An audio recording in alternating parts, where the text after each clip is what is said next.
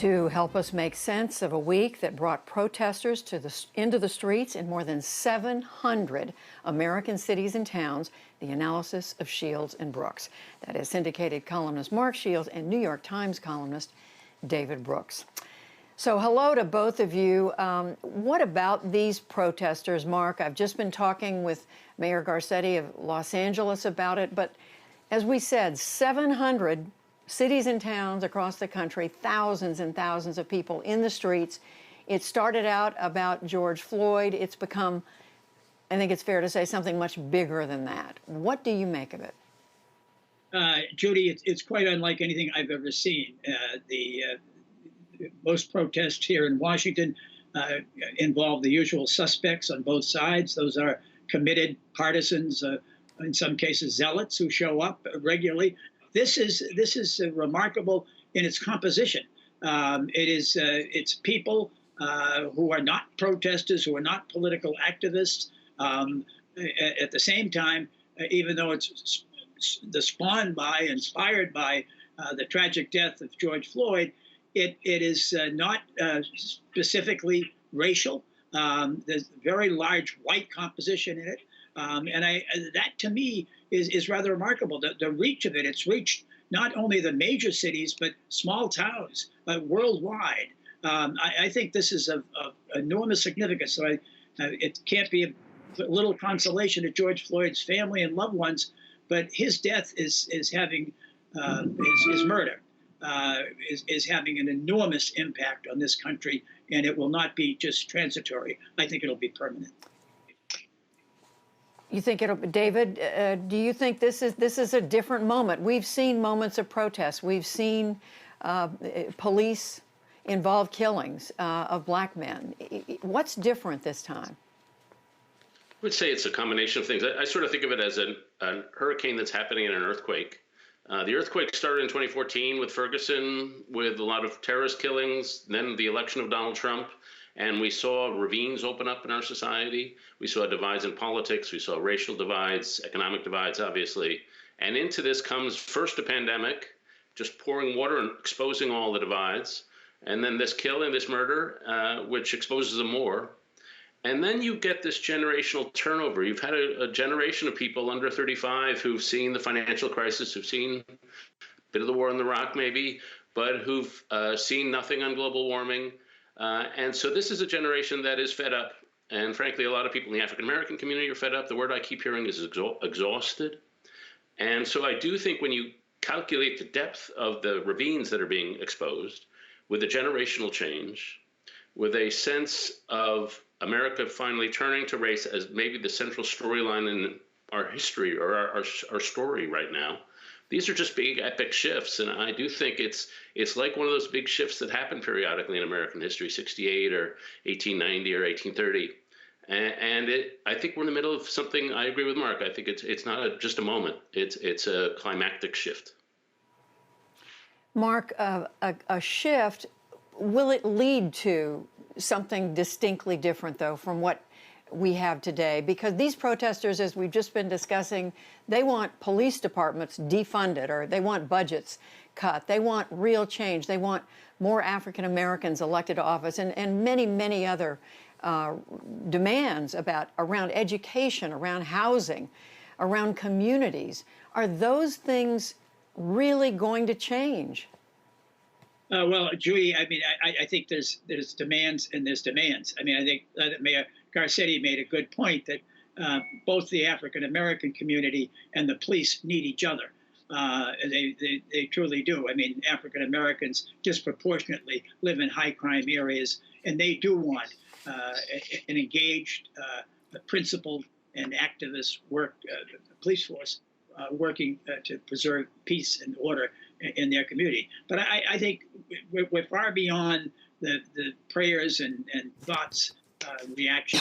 I think there's an awakening in this country to the fact that African Americans, people of color, have been treated, and it's irrefutable, have been treated differently in law enforcement and unfairly. I don't think there's any question about that. I do find it encouraging that two institutions that have been sort of sidelined it seems, in our country that were so much involved in the American civil rights movement and were played principal roles this week. I mean, I thought Bishop Buddy of the Episcopal Church here in Washington spoke up so forcefully about the photo op at using and abusing her church.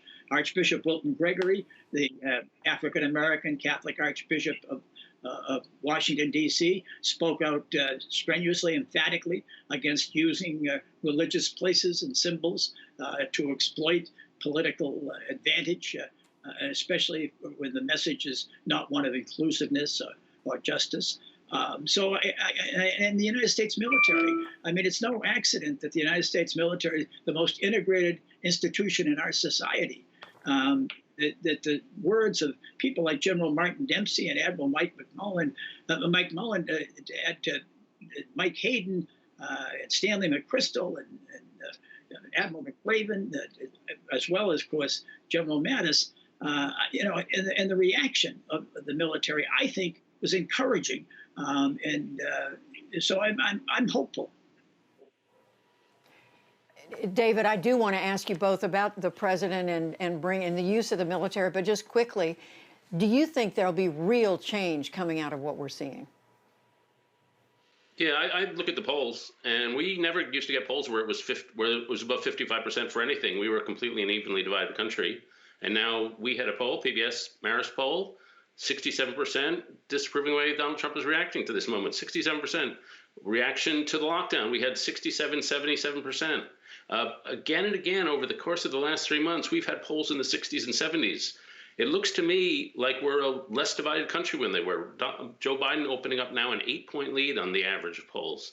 So, I mean, this dumb thing to say is we're moving left. And the pandemic and this event have just underlined the inequalities in America. And whether you like it or not, I just think that's the reality if you look at the evidence. And David, let me turn you to what Mark brought up, and that is the president invoking the military. I mean, having the military, armed people out in the streets, troops clearing the streets forcefully to make way so that he could walk across the area, the Lafayette Square, to hold a Bible in front of St. John's Church.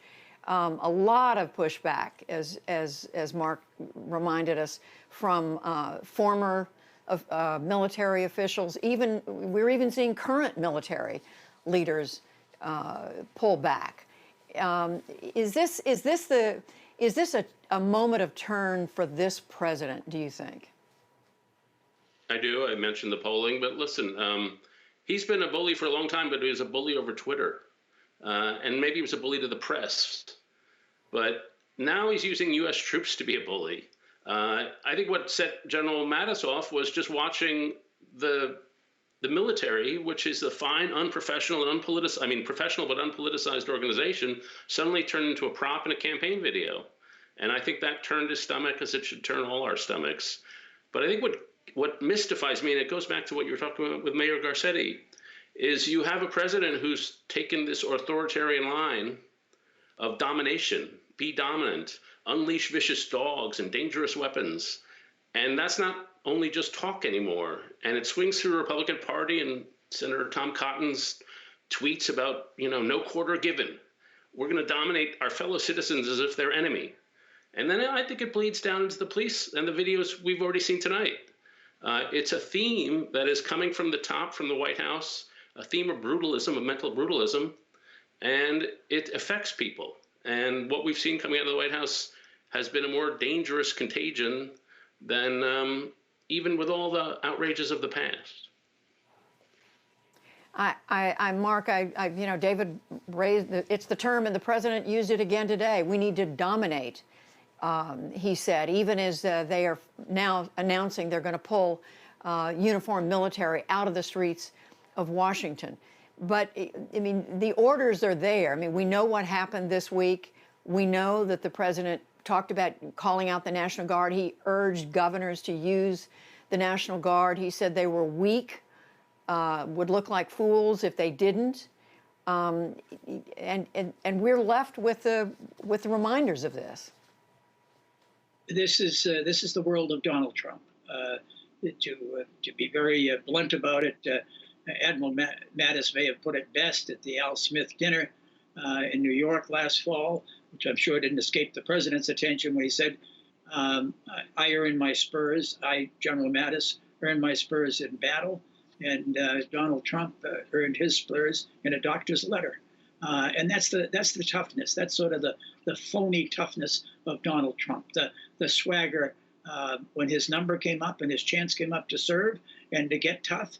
He of course ran and scurried personally, but he is somebody who loves to bully other people, and he does not. I guess what bothers me more than anything else. I saw him today in an act that Jack Reed, the senator from Rhode Island, a very respected member of the Senate Armed Services Committees, called petty and preposterous, pulling 9,500 American troops out of Germany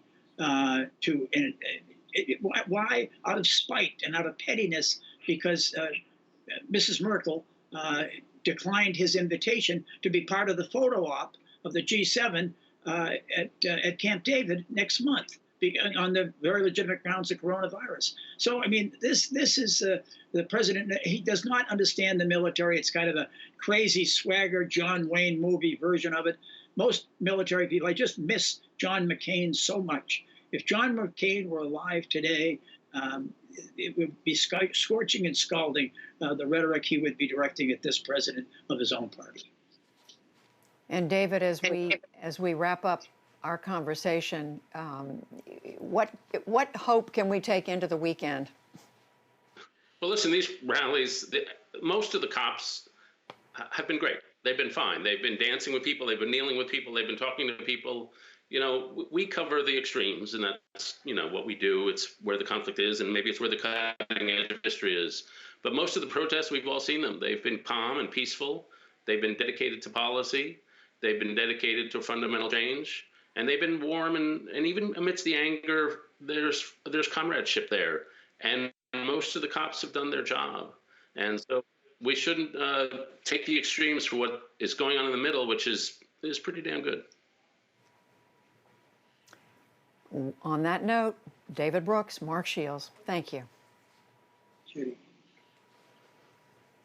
And to all of you, please join us tonight. Race Matters, America in Crisis. It is a PBS NewsHour primetime special. We'll hear from powerful voices on inequality, policing, and the African-American experience. Tune in at 9 o'clock Eastern on your local PBS station or online at pbs.org/NewsHour.